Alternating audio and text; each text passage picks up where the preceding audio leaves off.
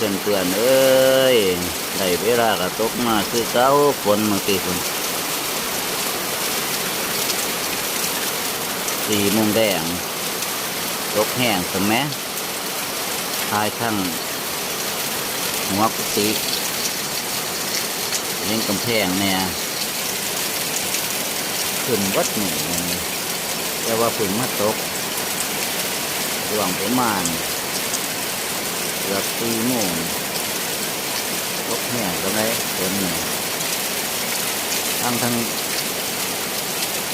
อำเภอเรือนจังหวัดเตือนตกคือกันบ่เนาะคอมเมนต์มาบอกกันเด้อให้กำลังใจกันทายไม่เบิ่งพ้องหูจักว่าทางคำใดฝนตกสำหรับคลิปนี้ก็ขอเอาไว้เพียงซ้ำนี้